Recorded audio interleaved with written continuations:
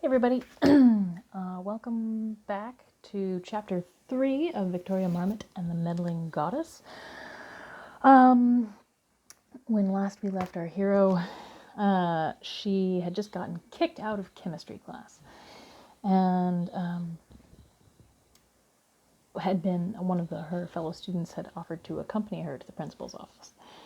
So we're going to start there at the beginning of chapter 3. One quick note. There is a character in this chapter who is introduced and I label him as having a British accent, and but every time I have practiced reading this chapter, he comes out sounding Scottish, so he's going to be Scottish sounding, even though he's very clearly described as British in the book, and my apologies to both people from Scotland and people from England.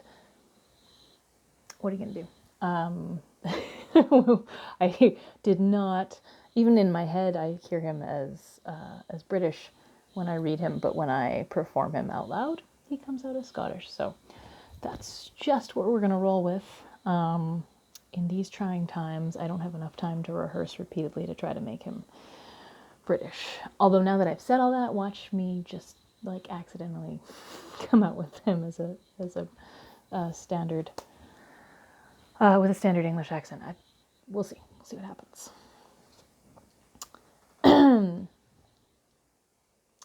So, starting with chapter 3, and then, by the way, I'm also going to read chapter 4 today. I'll do a separate video, but since we missed yesterday, you get 2 chapters today. Unfortunately, Mr. Dazzling Eyes was indeed with me as I walked out the door. You don't have to take me, really. I can find the office on my own. As if I hadn't spoken, the dude wrapped his arm around my shoulder and started talking. Don't worry about Miss Rebuke. She doesn't even teach physics normally. She's the chemistry teacher, just subbing for some reason. Not sure where the real physics teacher is today, but have no fear. I won't allow her to harm you. Dude, can you take your arm off me, please? I like to ask before I force people to move in ways that are likely to hurt them.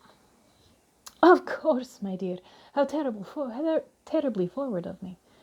Wouldn't want you to give anyone the wrong impression, would we? I'm awfully sorry. I simply got caught up in you. That's weird, Eric. It's Edic, not Eric. Oh, sorry. I wasn't particularly sorry, because this guy was setting off my creepometer something fierce, but I did like to get people's names right. I was in favor of people being addressed in whatever form they preferred to be addressed. Edic, though, not only was this guy's accent decidedly inappropriate for Arizona, but his manner of speaking was entirely wrong for this century. However, talking oddly wasn't a reason to bestow violence on anyone, and as he had removed his arm from my shoulder, I decided he didn't require a knee to the balls just yet. Still, he was doing himself no favors with his let-me-save-you talk and his lack of personal boundaries. I spent the rest of our brief stroll along through the featureless hallways trying to surreptitiously walk farther away from my escort, but he refused to give me more than a hand's breadth of personal space. Thankfully, a few well-marked turns down blandly lit hallways delivered me to an office that was leaking small, disturbing wisps of smoke from the crack where the door met the frame. Just as I was trying to tactfully tell Edic to hit the road, he saved me the trouble. I hate to leave you, my darling, but I cannot abide the smell of this place. Fare thee well. And before I could even thank too creepy to be handsome anymore dude for unnecessarily guiding me to the door quite clearly labeled principal, he was gone. That was decidedly weird, I muttered, before cautiously knocking on the door. I'm not overly versed in recreational drugs, but even I could tell it reeked of pot in this hallway, so I wasn't sure what I was expecting to see when the door opened, but a bushy-browed, gray-haired, long-bearded man in a crushed velvet bathrobe was definitely not on the list of things that crossed my mind in the few seconds between when I knocked on the door and when it opened. The giant wave of pot smoke that billowed around him was also a bit of a surprise. At least in the sense that it was pooling out of an office clearly labeled principal. It wasn't really surprising, given that wisps of smoke and pot reek had been pouring out of the office before the door even opened. Is now a bad time? I asked, unsure how to proceed. Is he gone? The man asked. Is who gone? That vampire twat, Eric. Eric left? Yes? He hasn't got to you, has he? What does that mean? You're not in love with him, are you? What? It's a long story. The old man, who was speaking in a decidedly British accent, peered suspiciously down the hallway in each direction and then gestured me into the office. I hesitated, if only because I didn't particularly want the contact high I was fairly certain would result from walking into that room. Come, if he's left, then now is the perfect time to talk. Okay. I was a bit baffled. I hadn't even had a chance to explain what I was doing here. Miss Rebuke sent me, I began, planning to confess my sassy sins, but the grey-haired man shut the door behind me and cut me off. I know.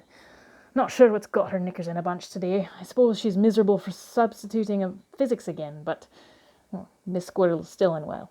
Anyway, that hardly matters at this point. Come here, child, let me look at you. Weird. That was definitely a weird request. People I'd only just met asking to get a closer look at me was not something I was entirely comfortable with, but I wasn't getting any leering vibes from the old dude, so I let it slide. But then he was staring deeply into my eyes and tearing up, and that was a bit more than I could handle. So I started looking around the room, anything to keep from locking eyes with the ones behind the half-moon spectacles in front of me.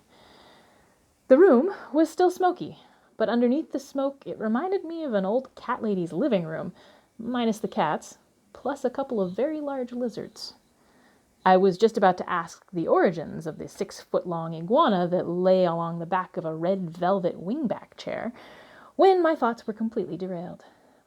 You have your mother's eyes. What?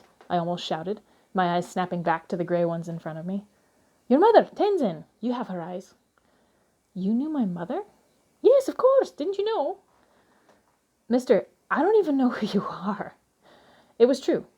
I assumed that this man was the principal of the school, but the pot smoke had made me doubt that a little bit, and I certainly didn't know his name. I most assuredly had no inkling that he had known my mother.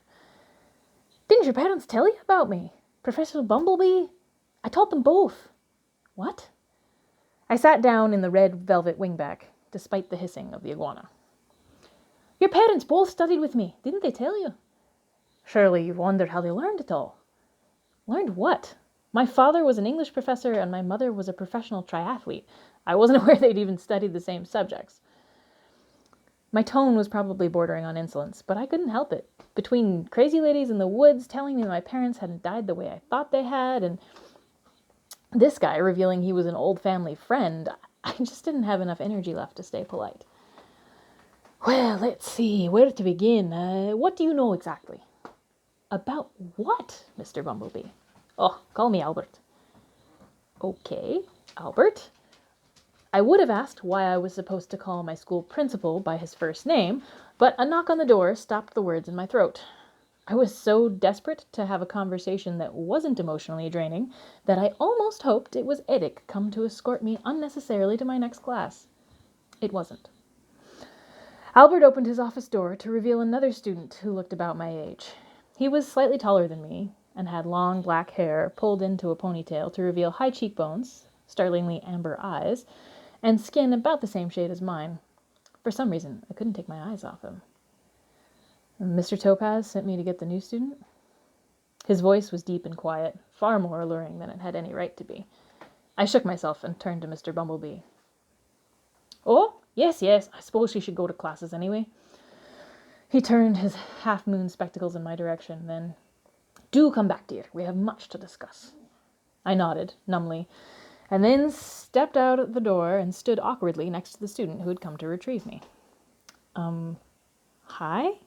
I muttered, goofily. What the hell? I was never tongue-tied in front of guys. I'm Vic. I cleared my throat and proffered my hand. Seamus, he said, taking my hand and shaking it firmly, before dropping it like it was hot. If he had felt the same electric jolt up his arm that I had just felt up mine while shaking his hand, I didn't blame him. Nice to meet you, I said, after an interminably long pause, during which we said absolutely nothing, but just stared at each other as if we'd never seen a human before. You smell good, he replied. Right, well, my day was officially stupid. That is the end of chapter 3. I'm going to just stop this and then go record chapter 4 right away and upload them both at the same time. So be sure to check immediately for chapter 4. It should be there as soon as you're done with this one. That's it. Yeah, I'm going to go do that. Today has been kind of weird. The news is weird. Well, it's not weird. It's sad. I hope everybody's doing all right, and I hope that these chapters are at least somewhat entertaining. If nothing else, hopefully just seeing me read like a goofball is making you smile. All right, I'm off to do chapter 4. I'll see you soon.